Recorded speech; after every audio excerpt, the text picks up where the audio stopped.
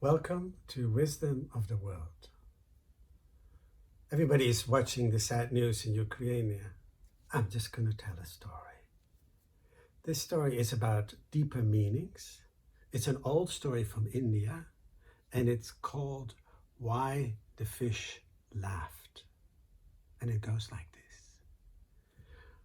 Once upon a time, there was a queen leaning over the balcony, and there was a fish seller walking by, and in her basket she had a big fish which sort of jumped up.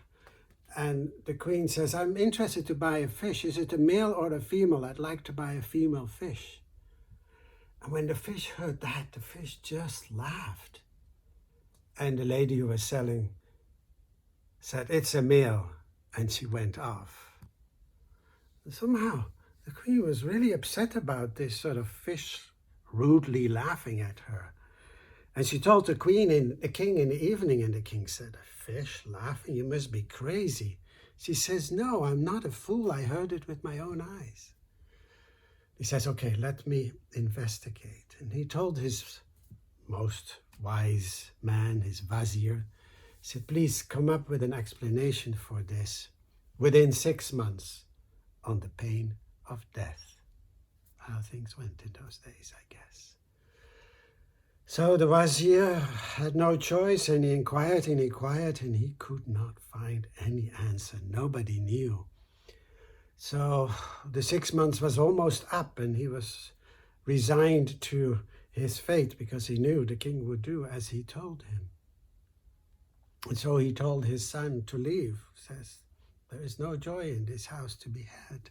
So the son, who was quite clever, like his father, set off and walked and didn't know really where to walk, but left.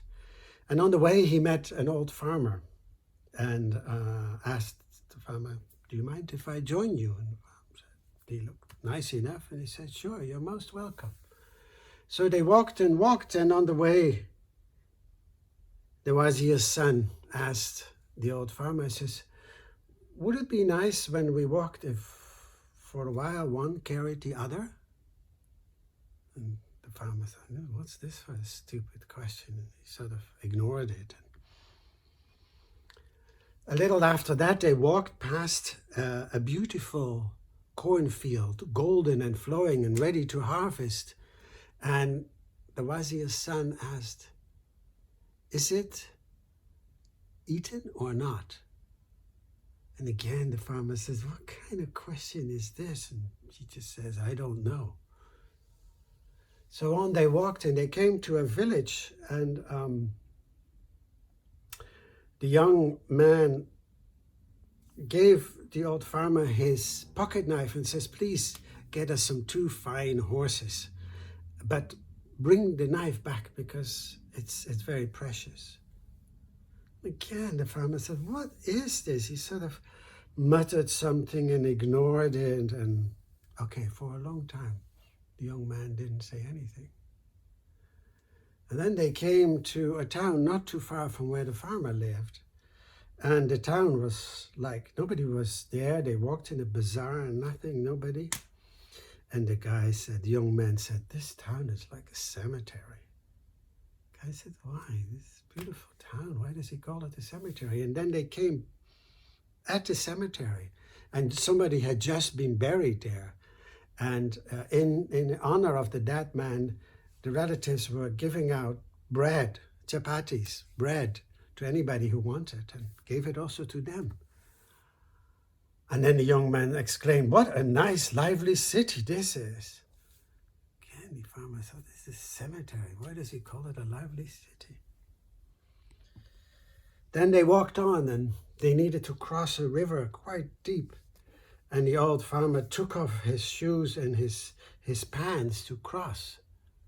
But not the young man. The young man kept on his shoes and his pants and then walked across. Again, the farmer didn't understand this. But there was something he liked about this boy. He was well-mannered and seemed kind of aristocratic, so he invited him for dinner at his home. And the young man said, "Are you sure the beam of your house is strong enough?" And the farmer didn't know what to make of this. But he came home, and when he talked to his wife and his daughter, he says, listen, I invited this guy. I sort of like him, but he sort of seems like a crazy fool. Like he just asked me whether the beam of our house was strong enough. And then the daughter, who was very clever, said, oh, he just means whether you have enough food to invite somebody over, whether that's okay.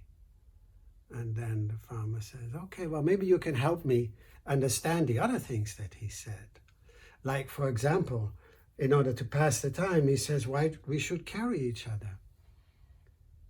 And the daughter says, yeah, sure. Well, he just meant that maybe we could tell each other stories to pass the time while we walk. Oh, said the man. So what about this time when we walked past the feet and he said, is it eaten or not? But Father, come on. He just meant that whether the field was already, sold, the harvest was already sold to creditors. If so, then it was already eaten. Said the farmer, that makes sense. But what about when he gave me his pocket knife and he asked me to get 2 horses? Again, the daughter said, but Father, aren't 2 strong sticks just as good as horses when you're on a trip like that? So he just asked you to cut some good sticks and be careful with his knife, his pocket knife, because he wanted it back. Well, that makes sense, said the farmer. But what about, he just, when we crossed the river, he wouldn't take off his shoes and his pants.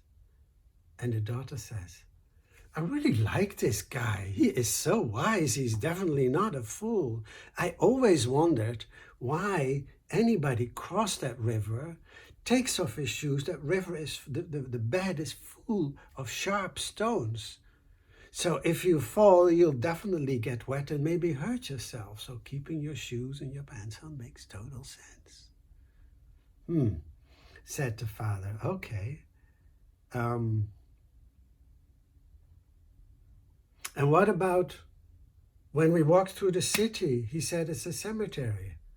And when we were at the cemetery, he said it's a lively city. And the girl explained to the father, listen, when nobody is offering you anything, that city is like the dead. But when you came at the cemetery and there they got a lot of chapatis, of course it was like a lively city. That's all that he meant. All right. Well, he's coming over for dinner. And the daughter says, very good. I look very much forward to meeting him. I'm going to give him a present. I'll send it with a messenger. And she sent a messenger and she gave him, a dish of porridge. And she gave him 12 breads, chapatis. And she gave him a can full of milk. So, and she said to the messenger, just give this to the man and tell him that the moon is full, there is 12 months in the year, and the sea is overflowing with water. The man didn't, and the messenger didn't understand any of that. Anyhow, he walked on his way. He met his little boy, and his little boy, walked along and said to Daddy, hey, what are you carrying? And the daddy showed him. Daddy, please give me some. So the messenger gave a lot of porridge to the kid, and he gave him 1 chapati and let him drink some milk. So he came to the young man, the son of the wazir, who was invited for dinner, and said, I brought you these presents with the message as such. And the young man said, thank you, please tell your mistress that the moon is new and I count only 11 months in the year, and the sea is definitely not overflowing.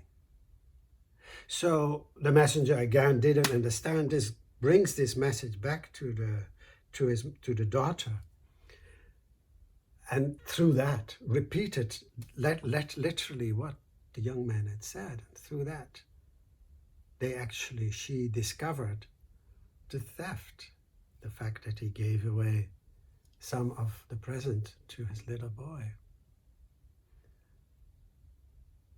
Then the young man came over for dinner, and he was welcomed like an honored guest. They took very good care of him.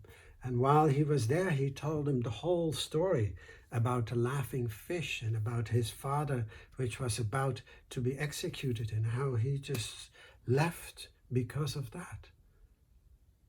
And the daughter said, "Oh, well, the laughing fish, which seems to be the reason for all of this to happen, just means that there is a man in the woman's quarters, and the king doesn't know about it." "Wow, great," said the son of the Wazir. "I still have time to go to my father and save him from an unjust death." So the next morning he left as quick as he could. He took the daughter with him. And he said to his father, when he finally got to the city, said, "This is the story. The Wazir went to the king and said to the king, 'Listen, there is a man in a woman's quarter.'"